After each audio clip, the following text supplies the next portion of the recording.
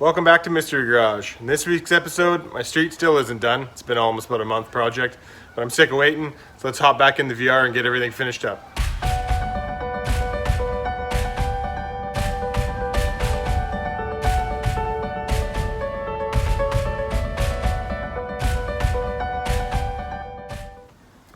Today's going to be a good day. So in today's episode, we'll get back to work on the VR6. Like I had mentioned, the road still isn't finished. The weather hasn't really cooperated, so it's slowed the project down quite a bit. But I'm sick of looking at this car in my garage in pieces. I'd like to see it put back together, so I think we'll get back to work on getting everything squared away. So we still have the leak in the feed line we need to deal with. Obviously, I have the whole front end to put back together. I would like to put a little bit of paint over all the raw edges that I've cut. I have mentioned in previous episodes, at some point I will pull this entire drivetrain out and we'll do a full respray on this car, plus a bunch of other necessary bodywork that we'll get to work on. But that'll be a lot farther down the road. I plan to get this car on the road and use it and have some fun with it, work out a lot of the kinks first, and then once we think we're ready to kind of finalize the job, I'll then strip it apart and send the whole car off for paint. So until then, I just want to get this car back together and get it running and driving on the street. I do want to quickly address the father-son project with building the Caddy or the pickup truck, whatever you want to call it. That particular build isn't meant to take up too much channel time right now. I'm not looking to have a whole bunch of multiple projects on the channel. Like I said, it is a great content truck as far as giving us more stuff to work on. But once we get this bolted up and put back on the road, this is relatively kind of a work in progress, but a slower work in progress. We do have behind me, obviously, the red Mk1, which is a longer term project. So the truck is mostly meant to kind of fill in the gaps. But for now, I want to stay focused on all of our projects. I don't want to jump into a whole bunch and have nothing finished. So I want to get this back on the street and ready to go. So let's jump into this. And I think first we got to lift it up and start taking it apart one more time. Just to deal with some of the raw edges and paint all that up and that kind of thing, just so it doesn't rust when we get it on the road, and slap it all back together. So let's get to work.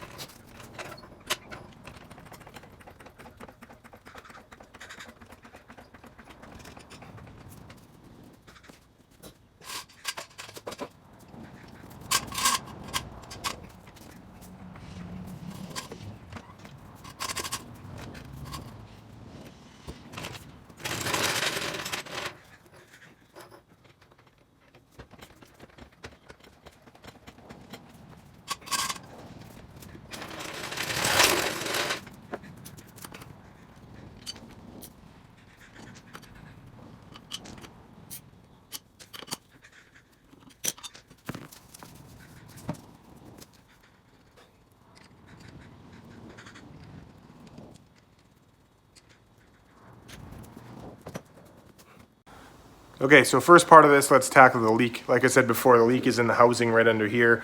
It's not in the housing, sorry, it's in the adapter setup that I have to feed the supercharger. And I think what I'm going to do first is tackle that. I do know where it's leaking from, but like I said in the previous episode, I can't actually show it to you just because of the snug area it is. So I'm going to pull it out and show you what I think we can do to rectify the situation. So let's get at it.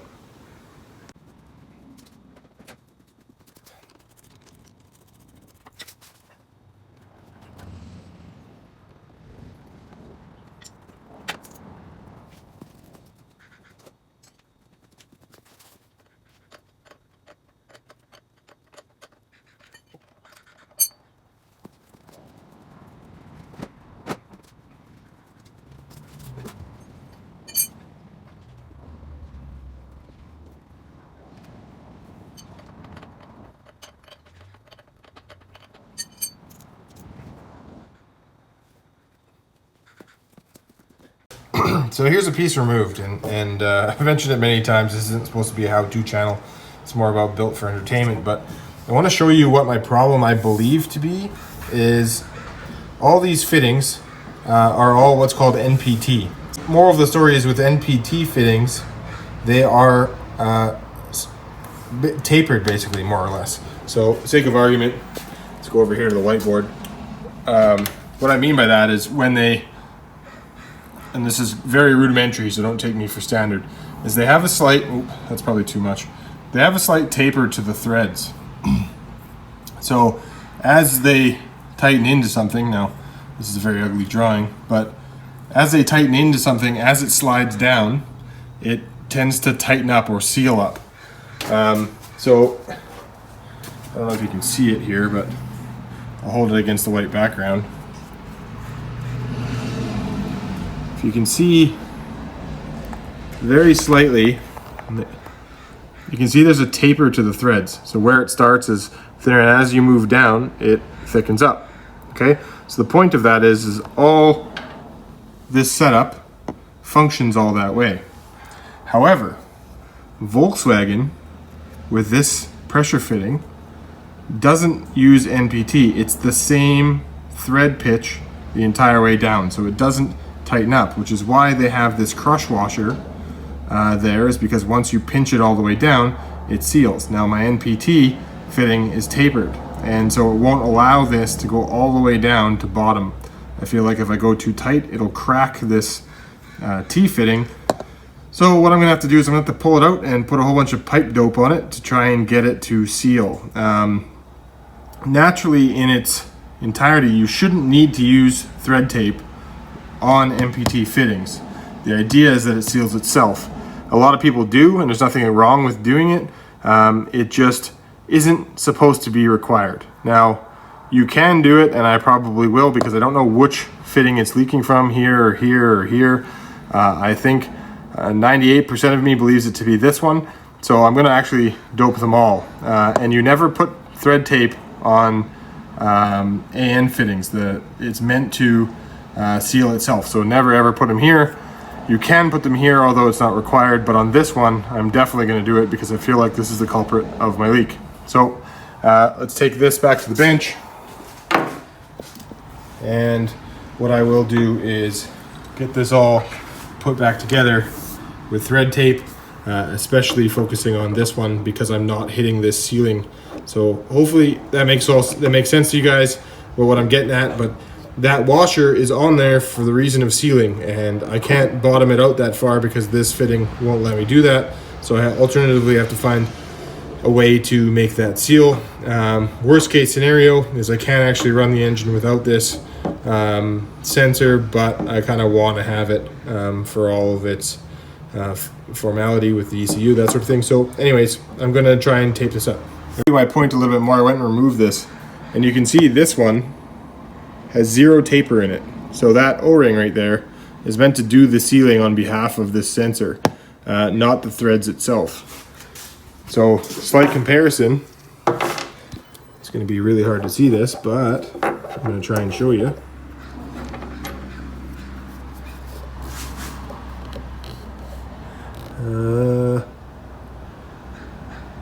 Hard to see, but one has a taper and the other one doesn't. So moral of the story, thread tape here, see what happens.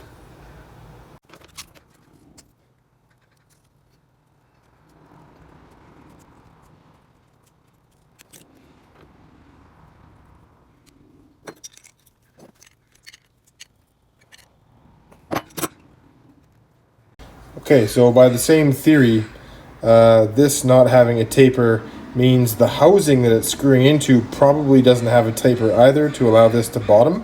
So I doped up this a little bit with thread sealant, so when I thread it in, it should seal. So it was either leaking from here or here. And I can't put in the side barb yet.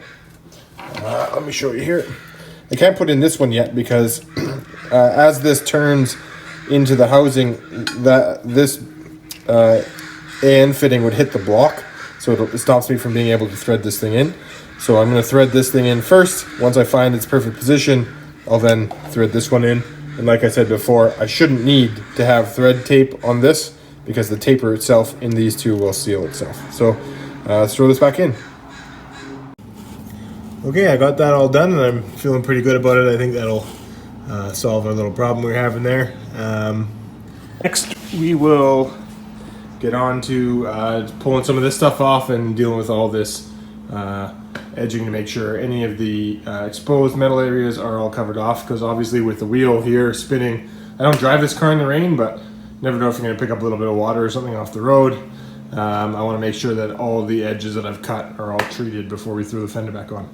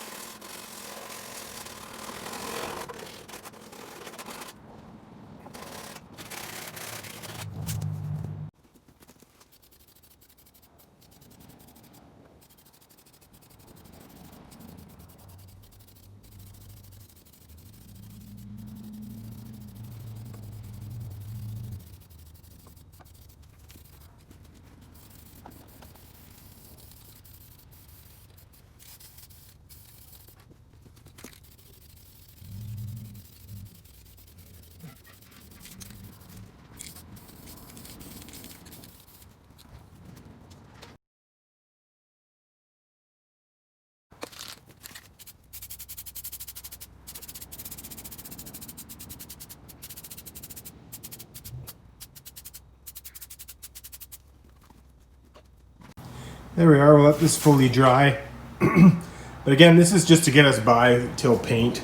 This isn't, the permanent solution by any means, but it should work to make sure that all the way up until paint we don't have any corrosion issues, and then we can do this all over again when the time comes to pull the engine out and get ready for paint for the entire chassis and body. But anyway, we'll let that fully set up and we'll get to work in bolting the rest of the car back together.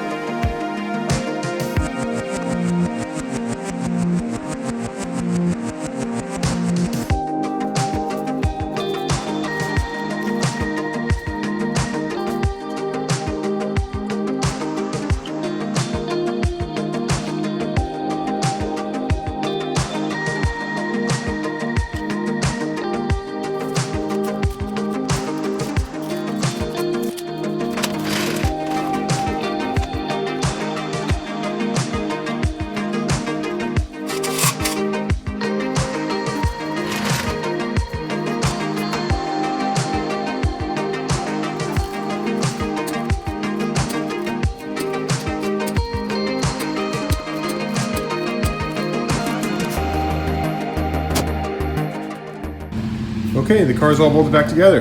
One last thing we still have to look after is the ECU issue, and kind of recap on that real quick. When I put the car together with the ECU this supercharger came with, the car ran real lumpy and real fat. It was running a ton of fuel, so I swapped it back to the original factory ECU for now.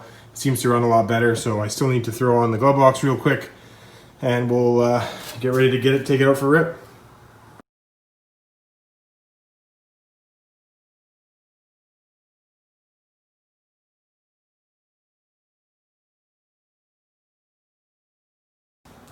All right, so that about wraps that up. So let's hook up the battery.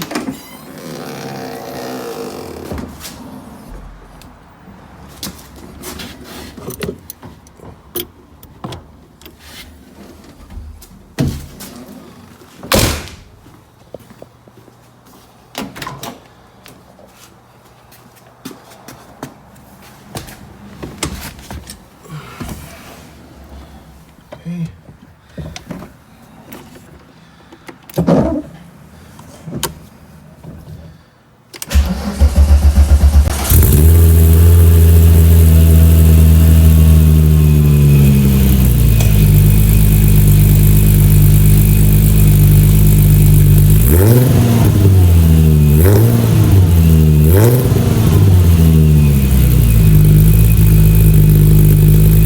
Okay, I'm just going to pull it outside of the garage and let it warm up for a little while and check for oil leaks.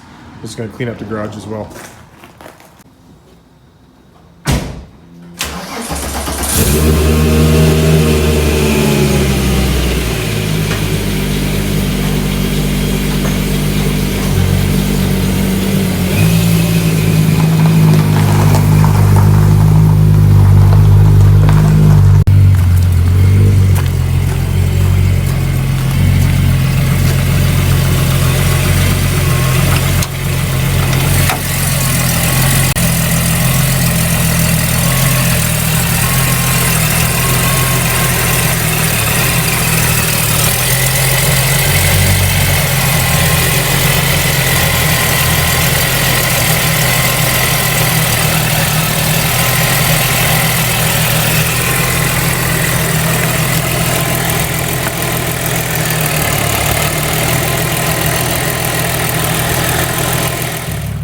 Okay, as you can see, it's running pretty good. It's not lumpy. Seems to be running real well. Idle's fine. Up at the front, again, good idle. I checked that oil leak. Doesn't seem like we're leaking anything, so that's a good sign. You know, it's not getting hot too fast in this ECU, which is usually good. That means it's getting a decent amount of fuel. Obviously, that's not you know, a tried and true method, but the gauge is a little foggy because I haven't ran my car in a while. But we're sitting at about 160, and it's like hardly even climbing. So it's a really good temperature for idle. It's been idling for about 5 minutes now. Everything seems to be running real smooth, so that's a good thing. Might be hard to see, but you can see it's starting to rain and it's starting to get a little bit dark. So right now isn't the best time for a drive, but I'll check back in when it is. Right now I'm just going to put it back in the garage, and we're waiting for an opportunity to take it out for a rip. All right, it's a few days later, and I tried to wait until the paving was a little bit more accomplished, but we ran into a bit of a problem. As you can see, as we ended that last little bit, car is finished and ready to go, but unfortunately, the road isn't. Now let me show you what I mean by that. Now I was trying to be optimistic. The road is paved. They're giving us the royal treatment. They're putting another layer on top of it, so it's actually 10 inches of new asphalt. The issue is they're only 2 days into the job of the actual paving, and they've created a crazy ledge. I don't even know if the camera picks that up. The camera doesn't pick it up that well, but in person, I'll try and show you what I mean by that. So you can see where my grass height is. You can see how big that ledge is, and I talked about it in a previous episode about what they were doing. Anyways, I can't, until they finish my downturn part, which gets me from, you know, down here up to this stage. I actually drag the car the whole way up, and the pan snubs up against this part and doesn't let me out of my driveway. So other than raising my car, I can just wait. In 2 days, they're gonna fix this whole situation for me. So rather than ending the episode at a fail, I've got something else to show you guys. You guys know that a couple episodes into starting my channel, I started working in my garage. I moved from one of my sheds outside into my garage. Well, my wife has recently voiced her opinion that she wants her spot back in the garage, and you know how wives are, you can't take that away from them. So I gotta make some changes, and you shouldn't really see this car here. It's not supposed to be part of the channel quite yet, but I need to work on figuring out a solution for that. So I have an idea. You were part of my channel from its inception, or at least you watched the first few episodes. I realized that in this bay here where this tractor is, it's where I started working on my very first red Mk1 for this channel. I've since obviously moved into the shop, but it is part of a longer shop that I've slowly started to put more cars in, and it's got a couple used bays down at the end already. One of my dreams has been to turn this into one big shop. So to end this episode on a high note, today I'm actually going to work with my cousin, and we're going to move these two vehicles out and see about possibly moving some of the cars from the garage. Some changes some straps. Got my cousin Johnny here is willing to help. Oh, hello, folks. So we're going to have some fun with this. Luckily, living on the farm, there's lots of tractors and equipment hanging around, so we're going to use this to pull out those and see how we get.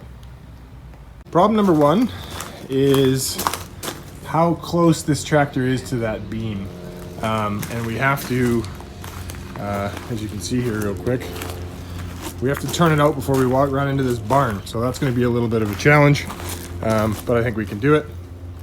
Problem number two is when we turn this dump truck, it is really close to this wall. So we're going to have to maneuver everything quite a few times to get it up and turned and out of here, and I'm going to store it kind of behind the barn a little bit. And as I have it out, to be honest with you, I'm probably going to take a look at this truck and see just how bad it is, but that'll be something I do off channel. If you guys want to see something like that on the channel, let me know. Like I said, I did kind of base this mostly on being a Volkswagen channel, but if you guys want to see other cool stuff, especially around the farm, what I got, let me know. The truck, I forget exactly what year it is, but it's a snub-nose GMC, which is kind of rare. Normally it's either a complete COE, which is the front is right up underneath the cab, or it's a full nose truck. They did make 2 or 3 years where it is a kind of a half nose, and it's got a flathead 6 in it. Not exactly sure of the size, and this is a really old case. Okay, we got it rigged up. This will be attempt number one, just to see how well it moves. We're going to try and lift the bucket as we drag it out, and we'll see how that responds. So let's give it a go.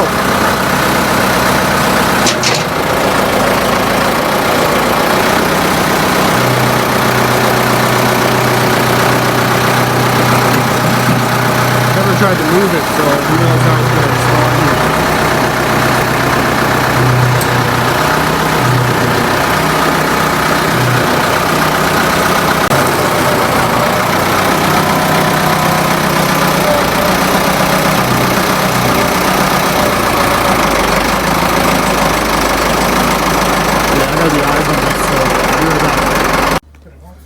Okay, that was a lot of work. We ended up not getting it on film just because it was 50 takes and a lot of failures, and you can see I've really wrecked my rock, but we got the tractor out. Now we're gonna have to readjust because you can see I'm driving on the bucket down in the bottom here where it's caught up. So we'll readjust, we'll drag this baby out, and then we'll get to the best part, is moving out the truck. Okay, this one we're gonna do in time lapse. Don't want to miss anything.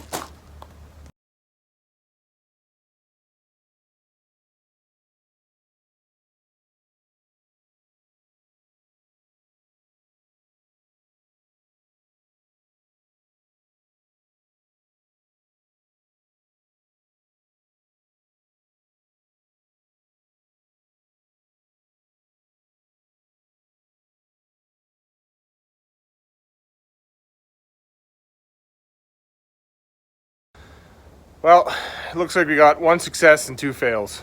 Start with the fails. 1, didn't get this truck to move. It's too heavy. It's breaking chains and straps, and there's a chance we think that the drivetrain's locked up. It might actually be in gear, so we have to disconnect the drive shaft, and we're running out of daylight and that kind of thing. Other fail is we didn't actually get the VR out on the street, which kind of sucks, but I think if we wait a day or two, the ramp up to the road and all that sort of stuff will be perfect, and we can take the car out for the drive it needs. The 1 success we did have, we got the tractor out of there to free up space for the truck, so we're making progress. I think once we're ready to go and all done, we'll have a nice little shop, and then one of these days I'd like to pour a concrete floor in here and have some fun with fixing up the building and that sort of thing. Just so you can see too, up in the roof, let's see if we can see that. There's a loft on both sides, so there's plenty of room for storage and that kind of thing. And in the center bay, where the two Volkswagens are. I'd probably put a hoist in the future. All dreams, obviously, but see what can make of it. Anyways, I think next couple days we're going to continue to try out this truck, see if we can't get this truck drug out of here. All right, guys, thanks for watching today's episode. Sorry we couldn't get more done, but it is what it is. Till next time, guys, take care.